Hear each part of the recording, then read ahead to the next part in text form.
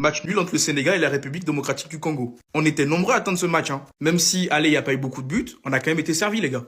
Déjà, dès le début du match, on capte que le Congo, ils sont venus avec leur style de jeu. Ils ne veulent pas faire semblant, ils sont là, ils reculent, ils attendent le moindre faux pas de l'équipe adverse, et après contre-attaque. Ce qui a donné l'ouverture du score par Cédric Bakambu. Et là, tout le monde s'est dit, la RDC va peut-être déjouer les plans du Sénégal. Mais c'est oublié qu'en face, t'as l'expérimenté Sadio Mané.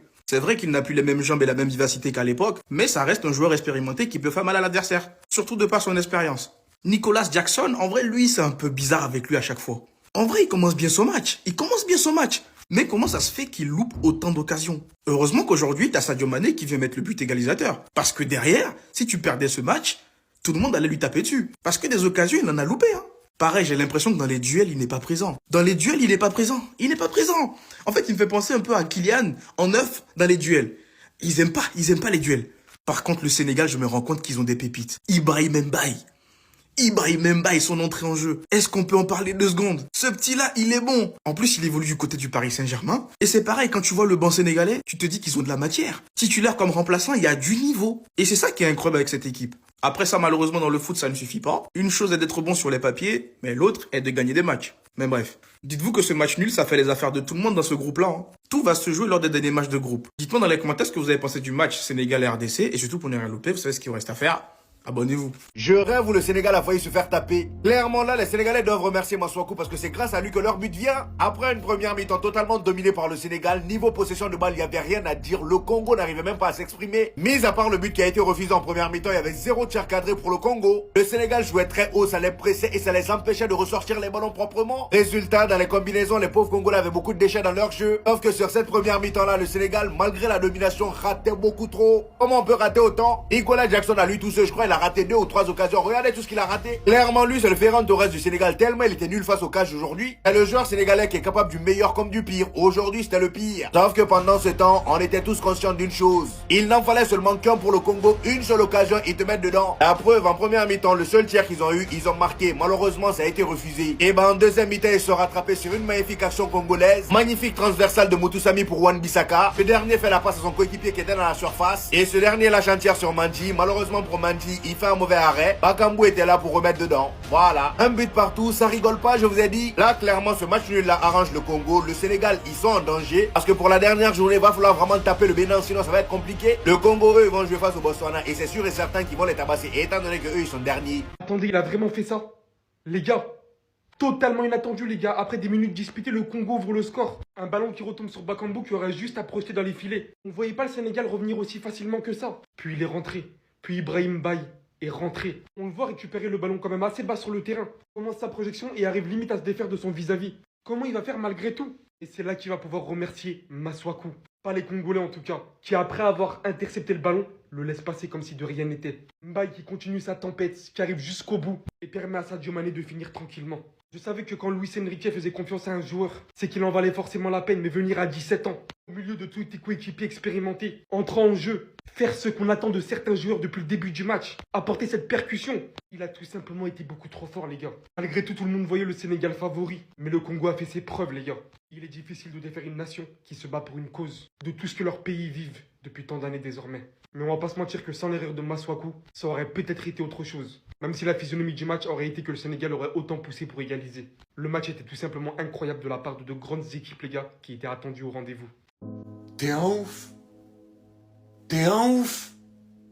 T'es complètement fou en fait. Mais qu'est-ce que je t'aime. Qu'est-ce que c'est football. Qu'est-ce que c'est passion.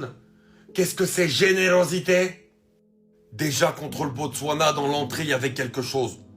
Aujourd'hui, contre le Congo, l'entrée, elle a changé le visage du Sénégal offensivement. Tout ce que les autres offensifs avaient du mal à faire sur la première période, Mbaye, il est rentré, il l'a fait pour eux. Alors qu'il a 17 ans, que c'est un minot. Que même moi, je doutais beaucoup au début, lors de ses débuts avec le PSG. Mais là, très clairement, il m'a fait fermer ma bouche et il a fait fermer la bouche de beaucoup de monde. Quelle entrée en jeu, pleine d'envie, pleine de détermination, pleine de générosité.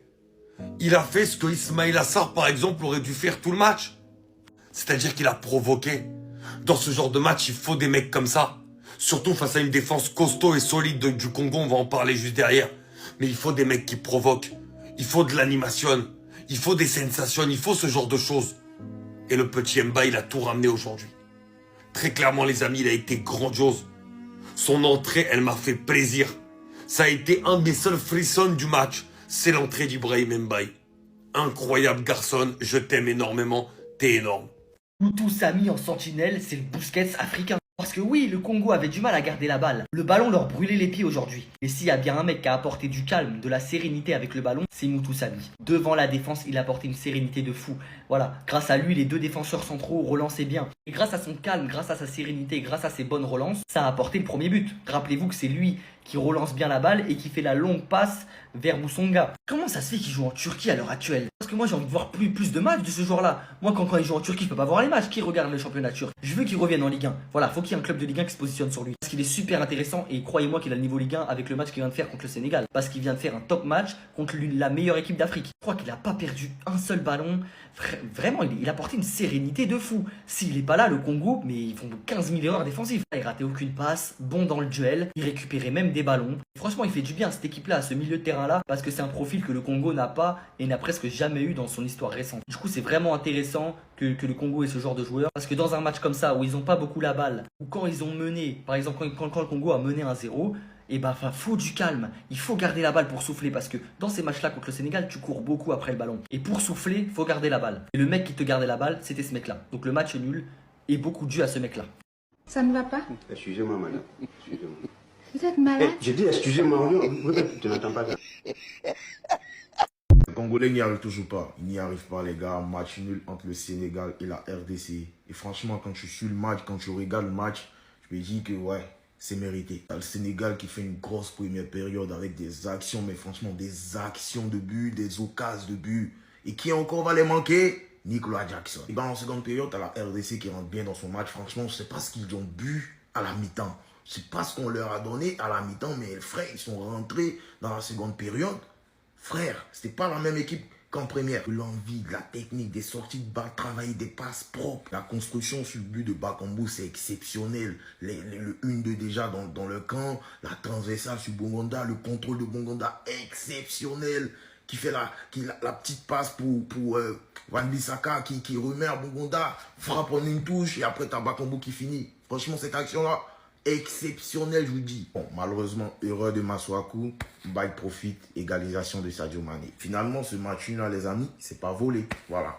La CAN, c'est très difficile, les gars. La CAN, c'est très difficile. C'est pas un chemin linéaire. Lorsque je le dis, on m'a pas cru. Franchement, le Sénégal, moi, c'est mon favori.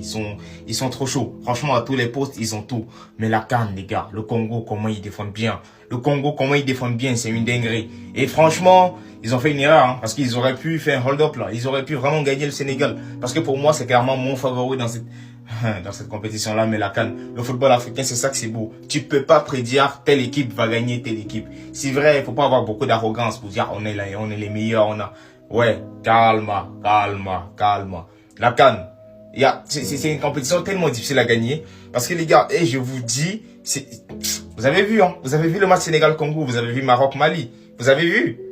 La CAN, c'est incroyable. Il y a des équipes qui défendent très bien, il y a des joueurs qui jouent pour leur nation, ils donnent leur vie sur le terrain. Donc des deux côtés, il faut faire attention. C'est ça qui fait la beauté du football, c'est que ça se dispute. Donc franchement, les gars, calme, doucement. Alors ça m'a levé là. Sénégal peut gagner Congo. Sénégal peut gagner Congo. Je vous dis que Sénégal là, c'est le moment où il parle beaucoup. Il se joue les dangereux, mais il ne peut rien créer. Il ne peut rien créer. Vous allez même perdre le match là. Dites merci à VAR. Bande de petits vauriens. Sénégal, ils vont gagner Congo quoi. C'est nous on tape tout le monde. Voilà, nous on tape tout le monde.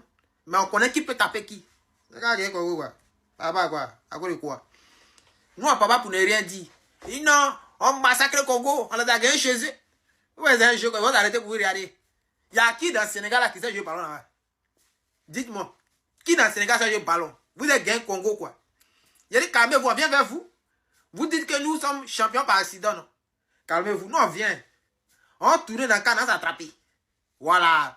Et on va vous taper. C'est pas tir au but. Hein. D'ailleurs, c'est même pas depuis que nous et vous-même. Voilà, on fait tir au but.